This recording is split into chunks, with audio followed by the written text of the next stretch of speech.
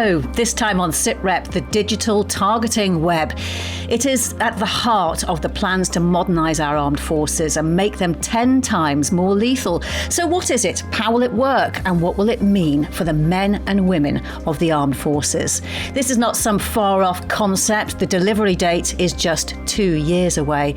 We're on a mission to explain all that. We will also assess the latest developments in and for Ukraine and celebrate a milestone military birthday.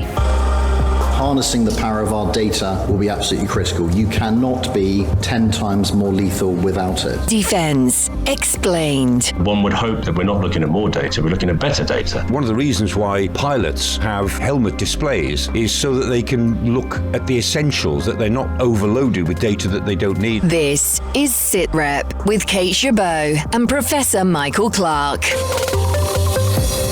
Mike, when you and I spoke to the author of the Defence Review, General Sir Richard Barrons, he told us that the blueprint for an integrated force isn't just jointery in a slightly smarter suit. It's about building defence on a common digital foundation. And that idea of the distinct services being connected in real time, it's a long-held ambition, isn't it? Oh, yes. It's the philosopher's stone of all battle commanders to see the whole battle and be able to deploy forces as and when you think you need them. And I was only thinking about it a few minutes ago. I mean, Alexander the Great used trumpeters to convey orders, not just to give orders from the top, but trumpeters would actually send to other trumpeters who'd move the orders around. And so he used music as a way of creating a sort of battle control. So it's what all battle commanders want. But the thing about the kill web now is that maybe we've reached a point where you only need the human in the loop in certain places, and that everybody on the battlefield can access a complete view of what's happening or a view of what they need to see. But of course, it is the philosopher's stone, and the cynics would say, well, we've been talking about this for years and years and years, and we'll never achieve it because you never can achieve perfect knowledge. But the comfort is that you only have to be better at it than your opponents. Even if you don't achieve the full thing, if you're better than they are at it, you've probably got the decisive advantage. That's probably where we are with it, conceptually.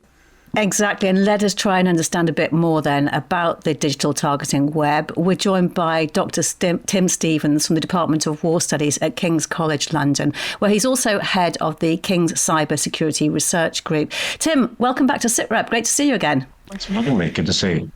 Yeah, before we talk about what it is, it probably helps to first explain what the digital targeting web is supposed to do, how it will be used. Yeah. Well, as Michael says, it's this long-held aspiration to create a digitally networked capability for increasing lethality in the battle space by networking up all the capabilities that currently exist across all domains to allow a much more transparent view of the battle space, but also, as Michael says, to automate certain aspects of that in terms of the way that data flows around the battle space to the people who need it, to commanders, but also at the very tactical level too, for what people need in those kind of more fine-grained operations. So it's leveraging digital technologies, but not just digital technologies. Whilst it's called a digital targeting web, most of what's in that web, if you like, isn't digital at all. It's it's standard munitions and capabilities, kinetic and non-kinetic, to affect physical and non-physical outcomes.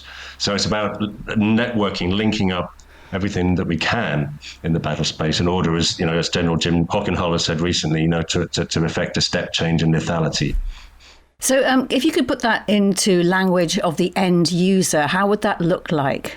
Well, a lot of this already exists, of course. And when this was announced a few months ago, it didn't make a claim that this was going to reinvent the wheel as such. What it was going to do was re-energize particular bits of defense to try and, get data where it was required. And at the moment, there's a whole range of hardware, software, data, AI capability across defense, much of which is already being used. But I think the general concept behind this, again, as Michael was intimating, is about making it better. So it's not about reinventing what we already have. It's about leveraging what we already have, creating additional capabilities and capacity to plug some of the gaps in that kind of more frictionless flows of data across the defense enterprise. So one can imagine, in direct answer to your question, there's always been an issue, for example, at the tactical level of how you get data down to, say, platoons that they need to be able to create effects in high tempo battle space operations. So we can imagine, getting data, better data at pace, AI enabled, down to that tactical level, whereby lieutenants and captains can make decisions in the nick of time based on information that's coming from elsewhere in the battle space. And of course, we've been doing that for years. But I think that the point about the digital targeting now is about making that better, more streamlined, more efficient, and quicker, enabled by the new tools of AI, cyber, and much else besides. And Mike, if we take the most recent big joint combat operation for the UK, Afghanistan, what processes would have been going on there between people that this web would pick up, and therefore how much time would it save? Well, if this web had existed during the Afghan operations, then it wasn't so much a question of time as reducing friction. So if it reduces uncertainty and it gives local commanders the confidence that what they're facing is this or what they're facing is that the number of, say, Taliban fighters who are moving in on an area or who have moved out of an area, if that sort of intelligence was more immediately available to commanders on the ground, then they can take their own decisions with much more confidence. So it's really about reducing friction. And again, if you think about, the three levels of warfare, the strategic, the operational, and the tactical, the idea of the kill web is it can operate at all three levels, so that the operational, what's going on in the whole theatre of operations is the same picture that can be brought down to the tactical level for the people on the ground, the men or the women on the ground who've got to make some immediate life or death decisions.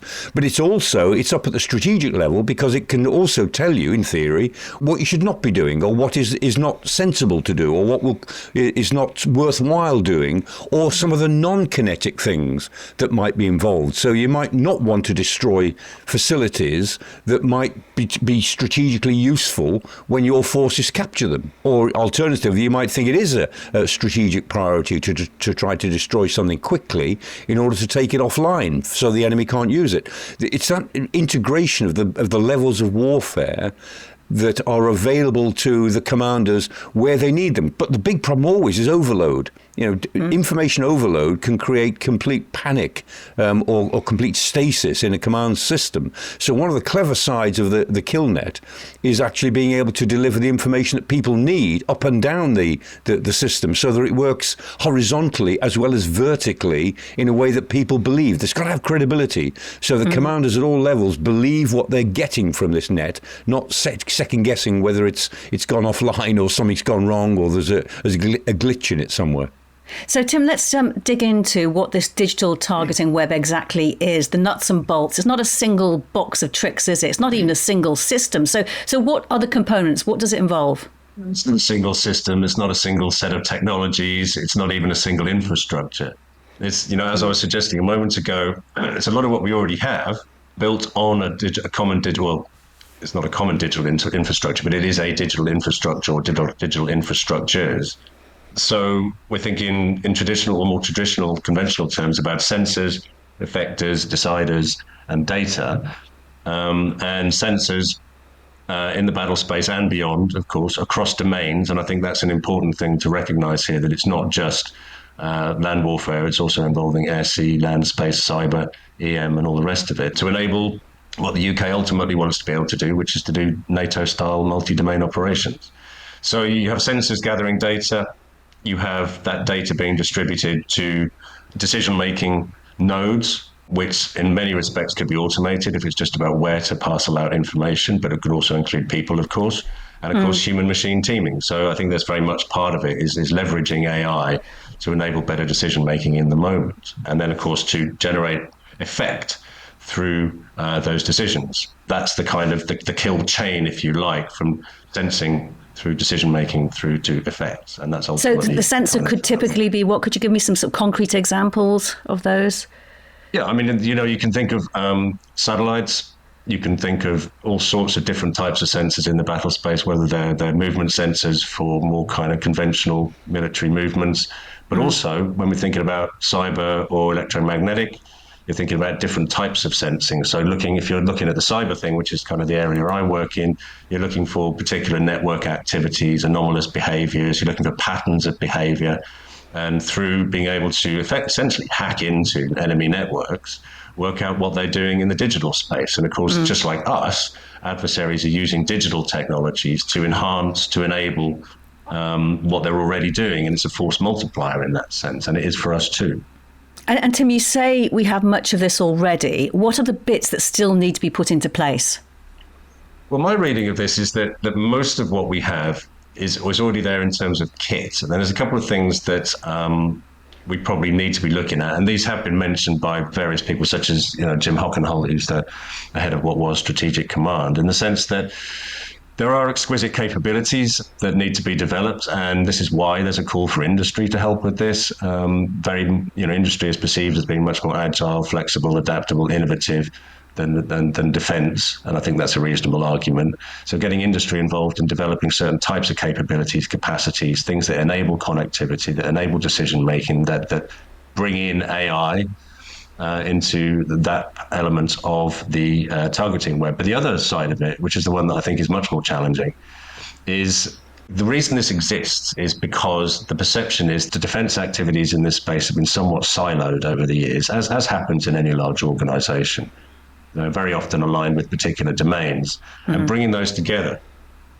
And that's going to involve quite a lot of, maybe not radical culture change, but it's certainly going to affect ways of working in the way that individual services who are charged with delivering their own domain-specific effects in this through this digital targeting web, but also to bring them together to learn from one another, to exchange ideas, to exchange capabilities, to work out how everything operates together. And as Michael said, it's about reducing friction across the enterprise, enable the data to get where it needs to be in order to make decisions rapidly and with confidence in order to generate the types of effects that commanders want to do in the battle space. Yeah, and Mike, General Sir Jim Hockenhull, who heads the Cyber and Specialist Operations Command, he was talking at the Defence Technology Conference at RUSI this week and focused quite heavily on the defence targeting web. He described it as a system of systems, including existing programmes, the Army's Project Asgard, Navy, StrikeNet, and the RAF's Nexus. So just how far advanced are those? And what about their usage and integrating them? That's a really good point, Kate, because that's it. The systems are there, but we are talking about a system of systems here. So Asgard, named after a Norse god, it already exists in one form, and it's been trialled in Estonia. And it's due to be, as it were, mature in 2027, which is the magic date in the mind of the Army, 2027, which is where the transformation journey really goes. The StrikeNet is less mature. I mean, that only goes back to about 2022, and the contracts are still being awarded for that. And the MOD this year was still putting out tenders for different parts of the StrikeNet whole thing. So that doesn't seem as well developed, but it's a much bigger project in a way. And Nexus, the RAF's one, that already exists. It's a command and control system. And what they're trying to do now, what they're working on is getting more interoperability, say, with American systems, so that the American systems can plug into European systems. It sounds obvious if you say it, but it's not so obvious in reality. And even civilian systems as well. But the issue is, I mean, Army, Navy and Air Force are all moving towards their transformational journey at different paces because they're different organizations. And in the back of their mind for the last 10 years has been the early 2030s. And the sense was they'd all come together by the early 2030s. Well, surprise, surprise, the Defence Review this year said, no, that's far too slow. They've got to come together before that. And one of the criticisms of the MOD that's been emerging in recent months is that for all of the urgency of the Defence Review launched earlier this year, the MOD is still working at more or less its usual pace. I mean, it does a good job in lots of ways, and I'm not running it down, but there's no real indication that the MOD and the services are moving much faster than they would have in any case.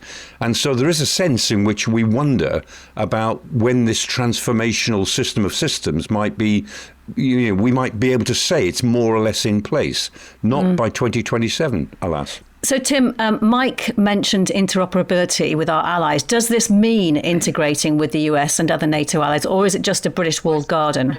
It's an excellent question. I think one has to assume that there's an aspiration there for interoperability with our allies. And of course, we have decades of doing this in other domains and with other types of capabilities with our NATO allies.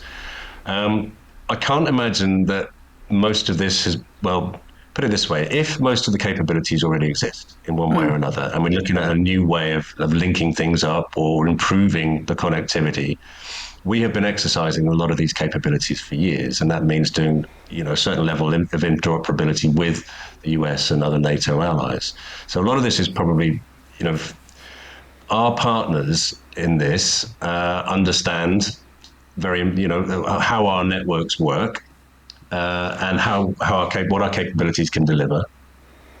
But it's always a problem, as everybody knows, when you try and roll out a very large IT project, which at its heart is making it speak to other very large IT projects, principally amongst which we must think about the US network, which is absolutely vast and very diverse.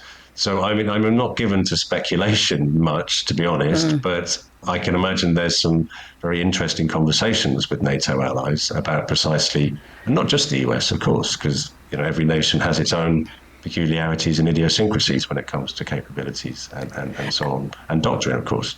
Yeah, it's going to be very interesting to see, and it's going to have to be road tested. It's going to have to be tested and exercised and all the rest of it to see where the gaps are and how we can get over them.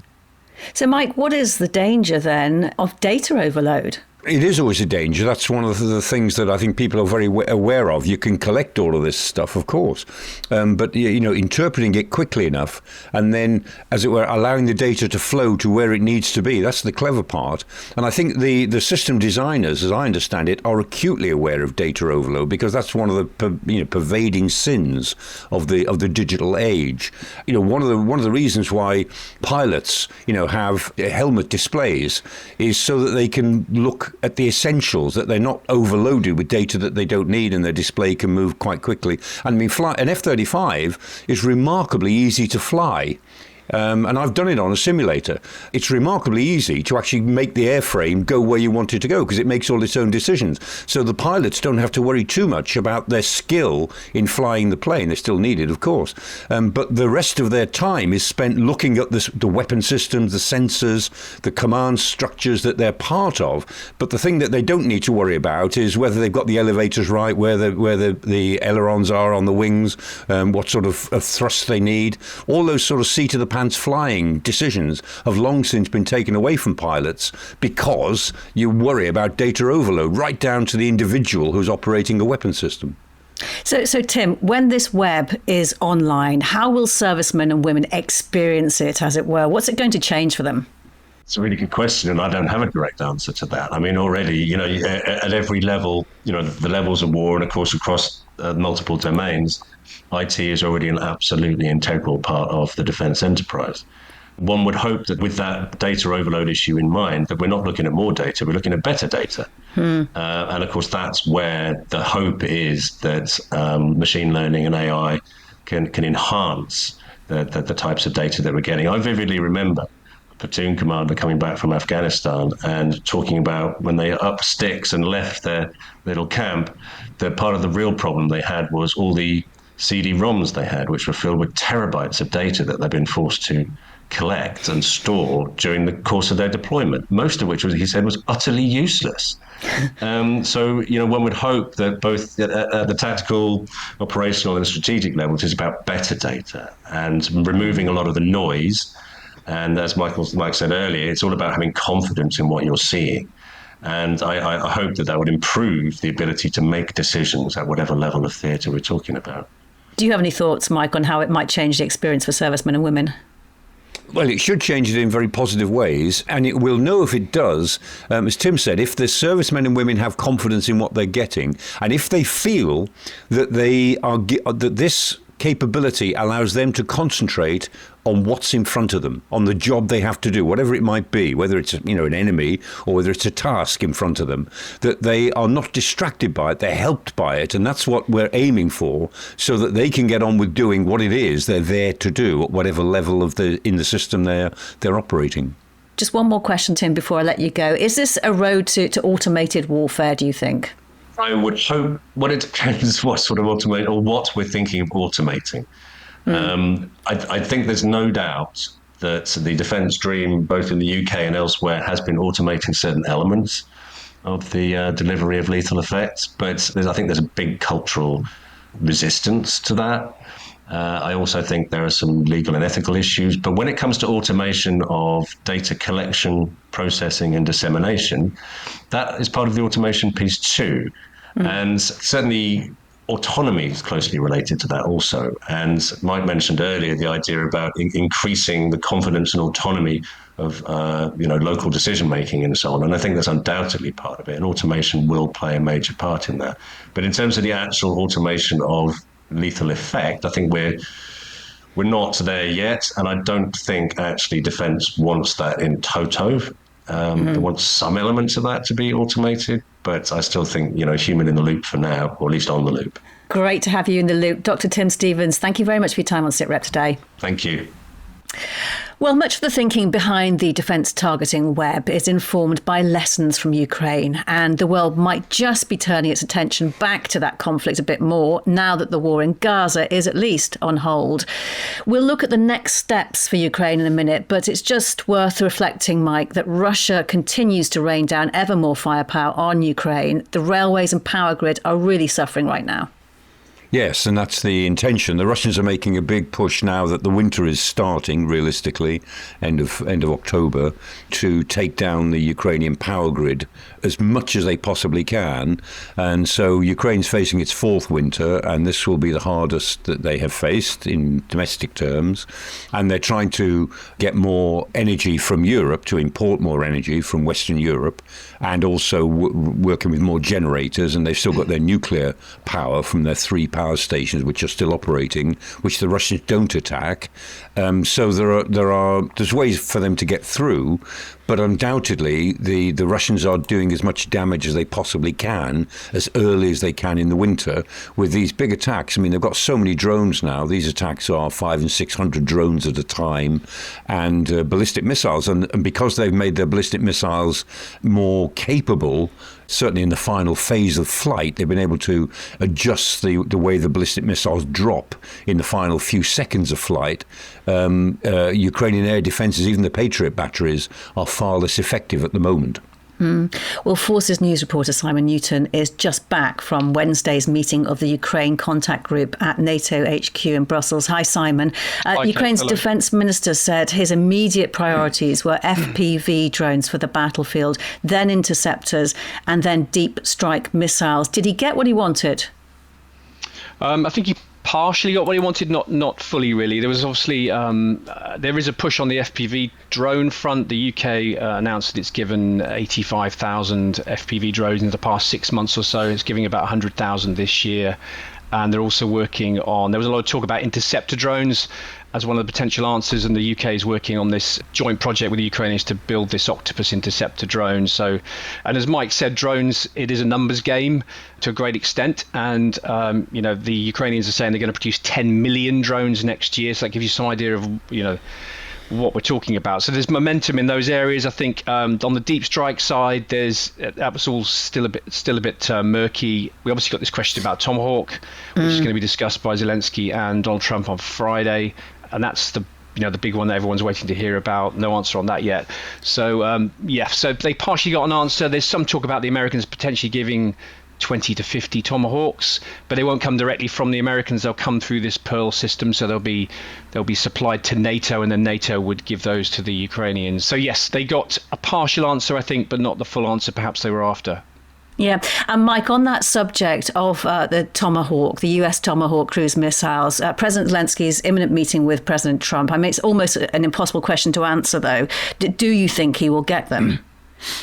Well, I don't know, of course, and I don't think President Trump knows yet in his own mind, but I think they're closer to getting them now than they've ever been before, because President Trump, first of all, sees it as a sort of a weapon that he can threaten the Russians with, that he will give Tomahawks to Ukraine if the Russians don't show a bit more flexibility.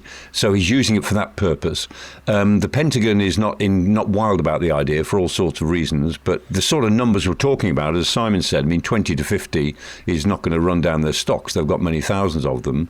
But the Tomahawks are, I mean, there are other cruise missiles around, but the point about Tomahawks is that they're hard to counter, because they fly so low, only up to 30 meters off the ground in some cases.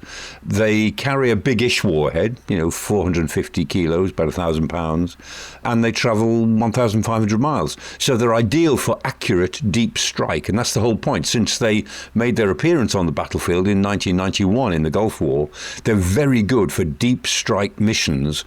And if the Ukrainians had a lot of them, they did more than 50, but something like that as a first tranche might make a political difference, then they could certainly hurt the Russians way behind the lines, and they could certainly do more damage to their refinery capacity, which has already been quite effective just with the Ukrainian drones. So if I had to guess, I'd say it's a 60-40 in favour of Tomahawks being made available sometime after the meeting on Friday.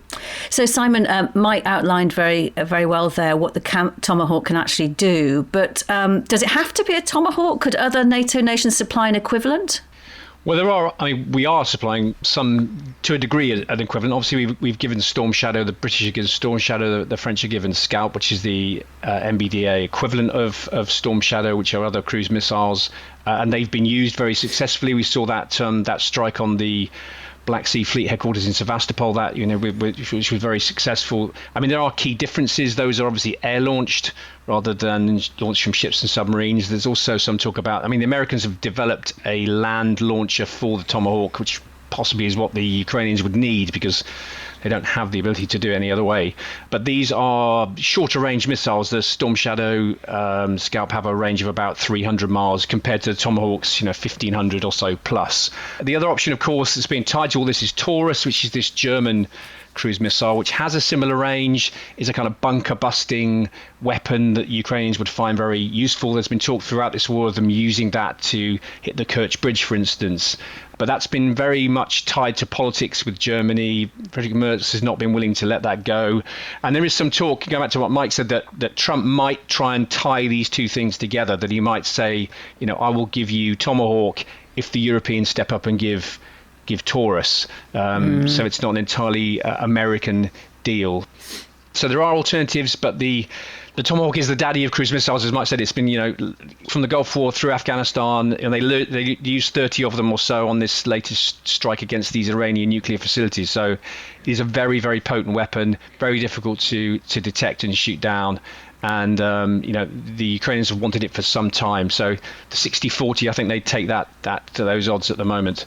So, Mike, how much do you think they could shift the balance, the Tomahawk and the Taurus? Well, it depends what the Ukrainians might use them for.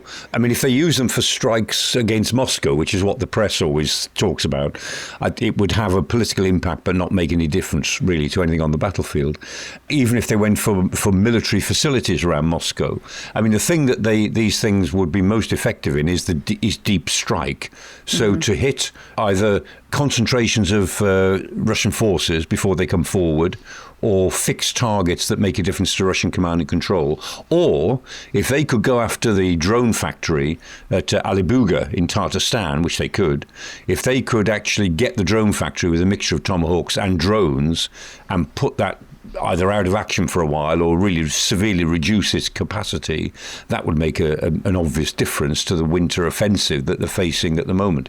And apparently the Ukrainians have given a target set to the United States ahead of this meeting. We know that Ukrainian government members are there have been in Washington all week, certainly Tuesday morning, and they're talking to the Pentagon now, and apparently they've submitted a sort of target list of what they would use the Tomahawks for. I'd love to get a look at that list. Of course we would.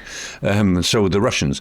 But I think the Americans will be considering it on the basis that this is what the Ukrainians say they'd use it for. And if it was me, I'd use it for deep strike that would make a difference to the air offensive this winter, and to immediate issues on the battlefield. I was just going to say, on Alibuga, it's really interesting because they have hit that plant before, haven't they, Mike?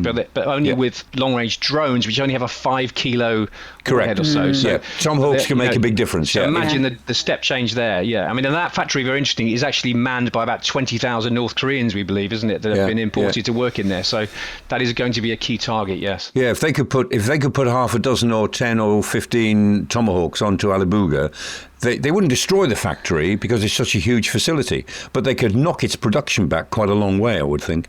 And Simon, you are just back from NATO HQ. Just wondering what your sense of the mood was amongst defence ministers there. It depends which defence minister. And Pete Hegseth obviously stormed in with very Pete Hegseth type language. Generally speaking, I think it was not as fiery as the previous defence ministers meeting we had earlier this year. Clearly, there was no real big announcements. A lot of this stuff they're talking about, I think, seems to be it's in the pipeline. And there was more talk about NATO and the EU working together, for instance, on this drone wall. But there is momentum. And the Ukrainians came and said very bluntly, we need $120 billion next year to keep this war, to 60 of which we'll provide ourselves, but $60 billion is what they're going to need from NATO members to try and continue. So you see the scale of everything, and I think there was this push in the language towards this American Pearl scheme, trying to get more nations to try and sign up to that. I think only 16 of the 32 members of the alliance actually are signed up to that now, and if you consider that the European shelves are quite empty now, that is going to be the way forward. And so, as I say, only half have signed up to them, and notably Britain isn't one of them at the moment. And I understand you almost rubbed shoulders with Mark Rutte, Secretary General. I did, yes. In the coffee shop, I just turned very surprisingly, and there he was, standing right next to me. So that was quite a moment. He looked relaxed, did he? He did, yeah. He was buying his own coffee, which is that's good to know. Yeah, it was a macchiato, I think it was. Hey, Simon, does he have to queue up for his coffee with everybody else? He did, yeah. I don't know yes, he was. There was a few hangers on, obviously, but he was getting it himself. What a man of the people! He was even paying for it himself. Yeah, and I was thinking you must have been influenced him when you mentioned the daddy of missiles. When you mentioned the Tomahawk earlier, obviously you had a Mark Rutte throwback there, Simon. Yeah. Exactly. Good to see you. Thanks for joining us on Sitrep. Pleasure, thank you. Finally this week, a milestone birthday. The US Navy is now 250 years old. How's it doing for a 250-year-old, Mike? Pretty good. It's very strong. It's the biggest navy in the world, biggest navy that the world has ever seen. At the beginning of its period, it was a right nuisance to the Royal Navy and achieved some remarkable frigate victories against the Royal Navy in the War of Independence and then in the 1812 War. It really developed in the 1930s after the First World War and then became preeminent, of course, after 1945. The Second World War was an enormous stimulus to the US Navy. The Chinese are outbuilding it now. And the Chinese Navy will be probably bigger than the American Navy if the Americans let it. But on present trends, the Chinese will outbuild it. But there's no doubt about it.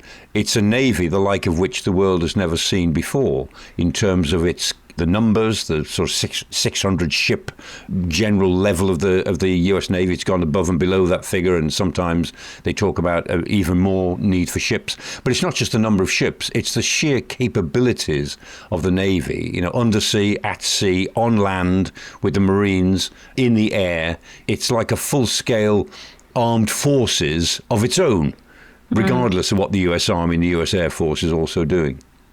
Well, we wanted to get a bit of an insight into what makes the US Navy tick. And so we turned to Ryan Ramsey, a former Royal Navy captain who has very personal experience of life in the US counterpart to the senior service. I was fortunate enough to spend 2 years with a submarine squadron called Development Squadron 12.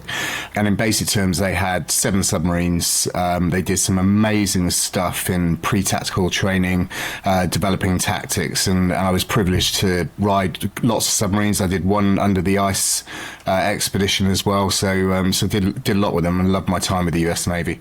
And when you got there, was there any sense of a culture shock for you when you started the exchange?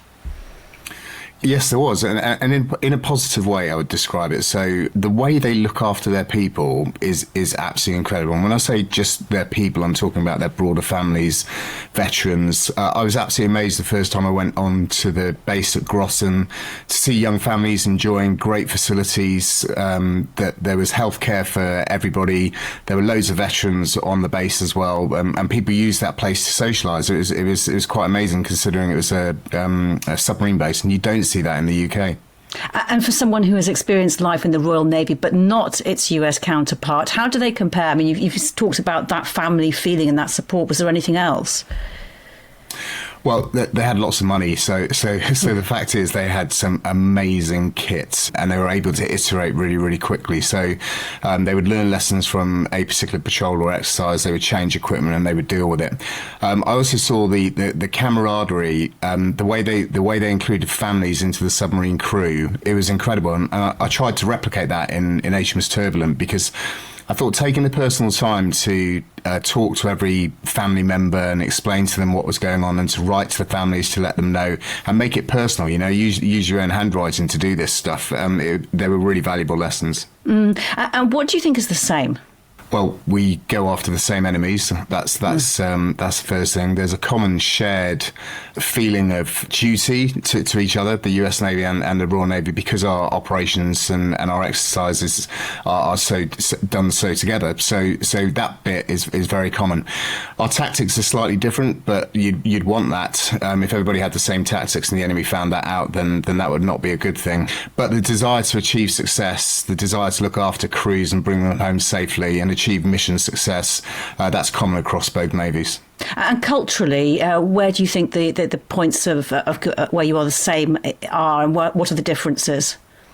Well, the difference is there's definitely different work ethics in the way that we do things. Americans don't go on many holidays, particularly they're very short holidays, whereas we try and give time to our teams to decompress. The approach that the US submarine force took so that basically all of the officers, with the exception of the logistics officers, are generally all engineers, and then the nuclear engineers become captains, whereas we did something totally different, which is terminated. So engineering was engineering. We would have a branch of warfare officers who would strive to become captains. Now, I'm not saying one is right or one is wrong, because both worked, right? But it was just two different ways of doing things. And of course, the one thing the US Navy has that we don't have is scale. I mean, the numbers of submarines, the numbers of submarine captains that I met over my time there was just dwarfed what we have in the UK. And you mentioned the money as well.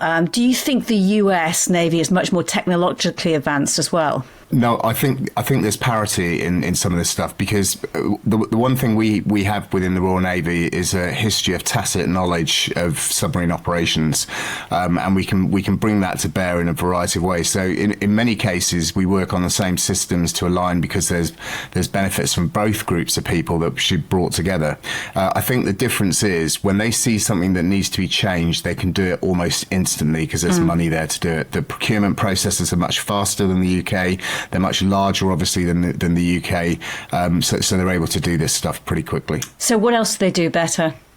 They go faster. The submarines are exceptionally fast. I mean, it was crazy. And some of that submarine, the latter submarine technology, the Virginia class, Block 1, Block 2, Block 3, the way they've moved that, way they've iterated their submarines is way quicker than we've been able to do. You really loved those subs, didn't you? I mean, was it hard to come back? It's a really good question, that. So I think it would have been hard to come back, except I knew I was coming back to take command of HMS Turbulent. I so look forward to taking over command, serving my team, but also all the stuff that I'd learned in the US, because I learned so much stuff from so many people, different ways of doing things, different ways of diving submarines, surfacing submarines. There were so many different things, and I like to think that I brought that back into HMS Turbulent. We tried some of that stuff. Some of it worked for us, particularly the family stuff, and hopefully shared that with the rest of the Royal Navy submarine community. So when you tried to bring the lessons back, what worked and what didn't work? So you talked about the family stuff, that worked. What didn't work? What was more difficult to integrate? So some of the tactics, I couldn't get them to replicate. They worked for the US Navy, but they wouldn't work for us, and particularly because our systems are slightly different. So that stuff didn't work. I think the other thing that didn't work is making the case for how we make our naval bases more like the US bases, where they are a focus for community, a focus for people want to go on those bases, whereas there's nothing to draw families towards our current bases. There really isn't. There's you've got like a Walmart on there, you've got bowling alleys and all those kind of things. Everybody can use the gym, all the families can use the gyms. There's hospitals on each of these bases that all the families go and use. It's just not the same attraction to go to a British base. Isn't that just more American, what you were describing? Because Brits also make Navy communities in their cities and towns, don't they? They absolutely do. So they're off that, but it's almost a procedural way of doing it. So, for example, all the wives, girlfriends of a particular submarine have themselves a group where they are looked after. The captain's wife is trained in, and I'm going to say to lead, but it's not quite well, it is leadership, but it's sort of looking after people. So when that submarine is away on a 6 or a 9 month deployment, all the families are looking after themselves. They're self-sufficient. They're making sure that everybody's looked in. They all get together as a community, and you get small pockets of that happening. But it just isn't quite the same as you see within the US Navy. And what do we do better? Were you able to take any lessons over to your American colleagues? Absolutely. So my focus, what they wanted from me was I had a unique background in operating on board diesel submarines, so SSKs they're called, and they didn't have that knowledge. So again, tacit knowledge becomes a value for the enterprise. And so I was able to share tactics, go into simulators, also go with other submarines to simulate those things, and that enabled them to learn how to deal with that particular threat. Because there's over 50 submarine operating nations now, and not all of them have nuclear. And develop the tactics and get feedback immediately as to how that potential operator might be receiving those tactics. Of course, the Royal Navy has twice the history to draw on, and that sense of history runs through the senior service. How much of a sense of history runs through the US Navy? Well, I think you're right. Our history goes back way beyond. I mean, I particularly like the fact that they celebrate the birthday of the Navy every year, and they also have the submarine birthday as well. I think that was fantastic. I think we now do that in the UK, but we didn't when I was out there. So they make, because they're much younger than we are. They build those traditions, and they make a conscious effort to make sure that they're building those traditions. Whereas for us, I think it's kind of natural. Trafalgar Day is Trafalgar Day, and we all celebrate that. And there's a variety of other traditions that have been with us for hundreds and hundreds of years.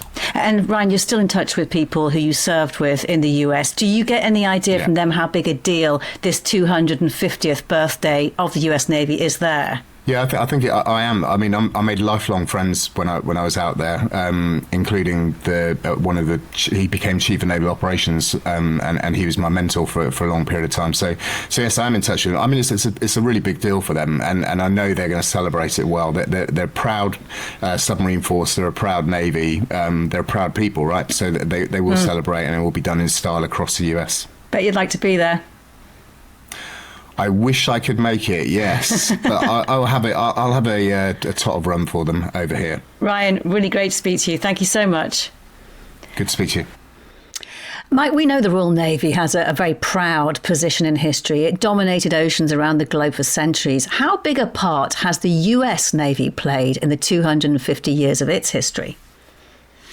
A big role, because navies are the maintenance and the enforcers of rules, international rules. I mean, more than any other arm of the military, the Navy are able to turn up and enforce rules and remind people of rules. So, the Athenian Greek Navy was fundamental to the rules of classical Greece in the 5th century. The Roman Navy was fundamental to the maintenance of the rules of the Roman Empire. The British Navy, fundamental to those rules. I mean, the slave trade was abolished in 1807. And it was the Royal Navy that enforced it for the next 40 years. And they abolished the slave trade. I mean, when slavery had been regarded as a fact of life for 3,000 years, one generation of campaigning in Britain resulted in a decision to ban it, and the Royal Navy enforced it. And the same with the Monroe Doctrine in 1823, the American doctrine that that there shouldn't be interference in Latin America. Well, the United States couldn't enforce that. But because Britain agreed with it, the Royal Navy enforced it. It's a great enforcer.